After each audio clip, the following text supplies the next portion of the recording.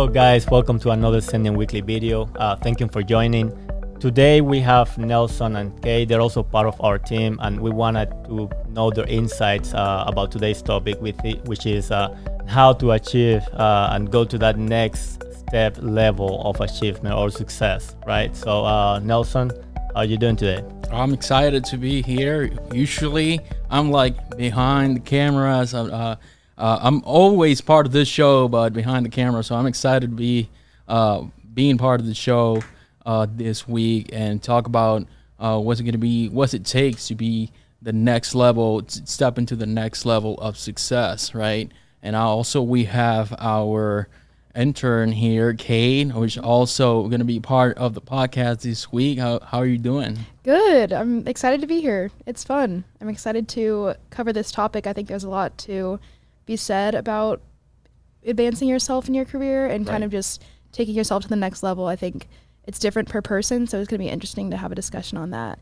Taking yourself to the next level, although it seems like a very complex process, I think in retrospect it's very simple, and all it really takes is a change in the set of habits that you have. So if you guys were to adopt a new set of habits in order to advance yourself, what would you guys say would be some important habits to take on? You're going to take it here because you have a lot of things. You have a couple of things set up for this one. But I must say that last week you said something about Jim Rohn, right? Jim Rohn, you gave reference of Jim Rohn, which is one of my favorite speakers too. Right. And he said also that success is not,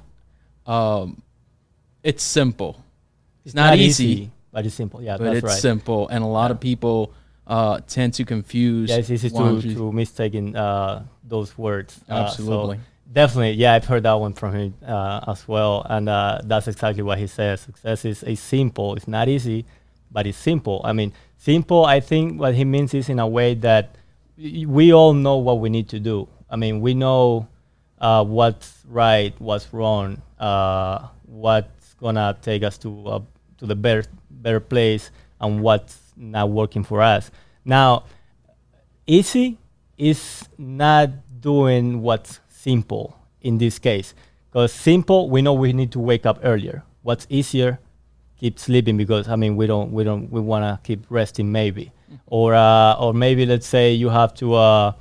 We like cutting corners. For example, we have to work on an essay or some project, and it's easier to go to the internet and copy and paste, maybe. And I think that also the word success, we got to be able to narrow it down a little bit, because success is a little bit different for everybody.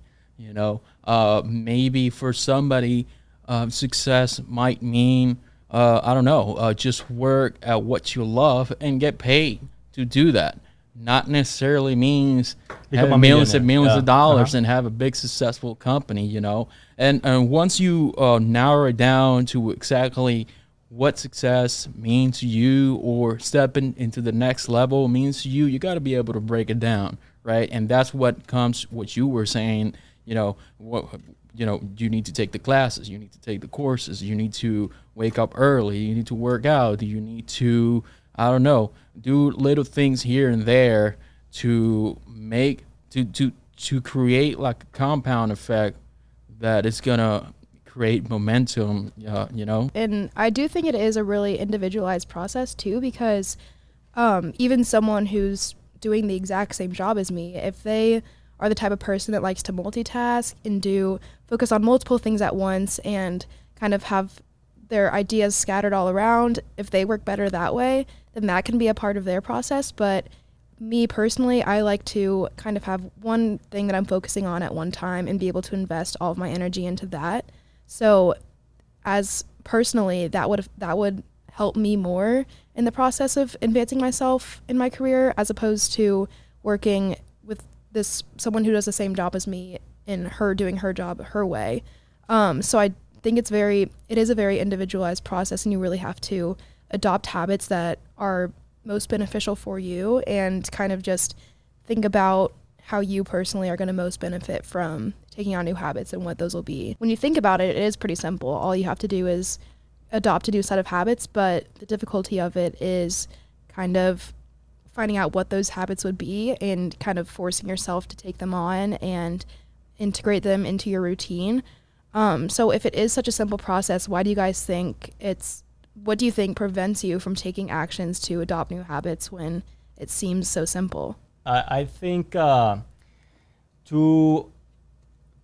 have new things come into our life, we have to put on a side maybe things that we are already working on or we have implemented in our past. Let's say I like playing video games, for example, and I want to get a certification of any subject, and I need to study for this new certification.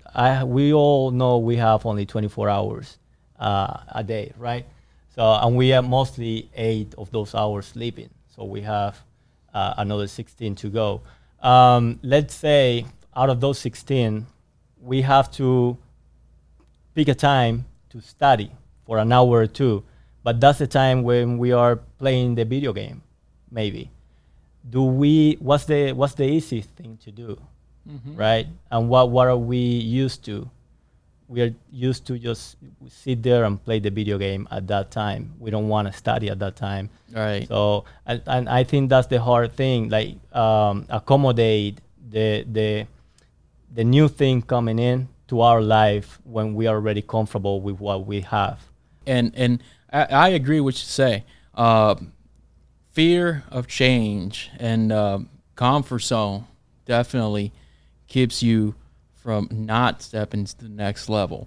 I think that in order to step out of the comfort zone, one of the simplest way, I don't want to say the easiest way, I think it's all going to depend how you look at it, but I think one of the simplest way is to surround yourself with the right amount of right people, with a like-minded people. Like for example, if you want to get yourself in shape, you want to be fit. Well, if you're surrounding yourself with people that are eating fast food and unhealthy food every day, well, yeah, you might be the most motivated person in the world, but it's just going to be a matter of time before it adds up, right? That's definitely true, because everyone wants to be comfortable. You never want to feel like you're overworking yourself. You never want to feel stressed, but if you do want to advance your career or you want to go up to the next level in anything, it will take work, and that's just how life goes. You do have to put in some work in order to achieve good results, but in the end, it's always very, very rewarding. So it's always worth it to step out of your comfort zone and try new things and try to develop habits that'll benefit you in the future. If, for example, if you were to have unhealthy habits at home, or if you were to be surrounding yourself with people who weren't healthy, if you were trying to be healthy, if there was a goal that you had outside of your career, and you're trying to reach that goal, how do those unhealthy habits at home kind of affect you in your career advancement? So I'll give an example. If you are sleeping in really late at home and kind of coming into work late, when you get home, if you're kind of you're not doing anything to make yourself focus throughout the day, if you just kind of wake up late and stumble into work, not very focused and kind of not in the right mindset, how is that affecting you in your career advancement? Do you think that that's detrimental to your advancement and moving forward? Yes, I'll take on that one first. Yes, I mean, definitely, no question about it. I think, people are motivated by 2 factors. I've heard: inspiration or desperation, right? When you're desperate, you've touched rock bottom. You kind of have to, burn the ships and focus on something, and you have to do it. If you don't, then you'll be miserable your whole life, basically. Of course, again, don't take it to the extreme. Maybe not your whole life, but you're gonna be suffering for a while if you don't figure it out quickly enough. We got to look a little closer at what's going on, because, for example, if it's a family, surrounding yourself with people that are not like-minded. In this case, sometimes it's okay to. We love the family. It's not going to kick them out of our life, but sometimes it's okay to, it's time for me to make a little distance here, because unfortunately I got things that I got to do, and you guys are not compatible with that. Not that we're gonna stop being family, but a little distance, it's okay. Now we also gotta recognize that lack of discipline is gonna be lack of discipline no matter what, no matter where. Okay, and that's very important. Now also we gotta look at the fact that what's your why? I mean, what's your core reason? I mean, what is it that you want to do, right? Do you want to become a singer? You want to become an actor? You want to become? You want to build a company? You want to be a business owner? Why?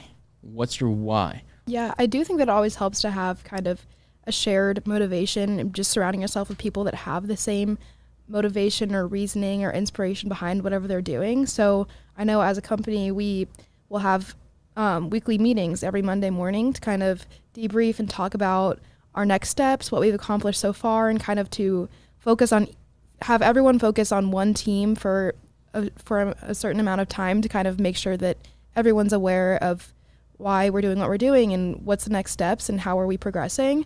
So how do you guys think that these weekly meetings contribute to moving us as a company and ourselves to the next level? I think we talked a little bit about that in the last podcast. I think it's all about direction and goal and knowing where we're heading, right? I put the example of a ship without setting the sail. We don't know where it's gonna end, So we want to make sure that it's pretty clear our goal or our direction, where we're trying to go, what we're trying to accomplish, and not just that broad, but as you've been saying, narrow things down. We need, if you were talking about teams like marketing and stuff like that, we wanna make sure that we know where we're going, what we want you to accomplish, what we want the sales team to accomplish, what are the goals. It's accountability. A meeting is accountability. If you go to church, when you go to church, it's accountability. When you go to the gym, you surround yourself with a lot of people, it's accountability. And likewise, a meeting, a work, it's accountability. Everybody reports what they're doing, how they're going, the process and the progress and all that. It's just accountability. That's what it is. And a vital, definitely a vital important. I guess if you guys don't have anything else, I guess a good way to wrap up would just be to kind of give our audience some tips on things that they can do to help move them towards the next level, in terms of maybe some habits they can adopt or kind of things they need to think about in order to work on getting themselves kind of more towards where they need to be. Yeah, absolutely. I think that a very important part of this process is to recognize what is it that you don't enjoy, basically. Like, for example, if you want to be a singer, but you don't like rehearsal. And I learned this from a book from Mark Mason. He has a book, very popular now, The Subtle Art of Not Giving a Beep. I guess you guys have seen it in Barnes and Novels. But he said on that book that if you, like, for example, if you want to be a singer, but if you don't enjoy the whole rehearsal process, well, you might as well do something else. Like, if you don't enjoy the part of putting everything together, like my job here, I do marketing here, and I do creative here, and I have to put all of this together, the cameras, the microphones, and all that. A lot of people just don't like that, and that's okay. I enjoy it. If you don't enjoy that, if you don't enjoy putting together your craft, well, that's a sign that, you know what, you may be in the wrong field. So once you find something that you enjoy putting it together, you know what, that's a good sign, because that means that you're going to wake up every day and you're going to enjoy every single part of the process. Jim Rohn also says everything affects everything else. If you're not doing the right thing, even the simplest thing in your life, it might be hard. It might be hard to get that discipline, but we need to work on that. Everything affects everything else. If you set in your mind that you were gonna wake up at 5 a.m. and you didn't do it, you're not gonna have a very good day, because you already failed your first task in the morning, which it was going to the gym, and you didn't do it. Absolutely. All right, guys. Well, I enjoy this week video, and I hope you guys at home enjoyed it too. Follow us on Twitter, Instagram, LinkedIn, YouTube. Engage with us on social media. If you guys ever want to be part of this show, contact us. We're more than happy to put you in the show and engage with us and be part of this content that we're putting together with you. Thank you very much for joining, and see you next week.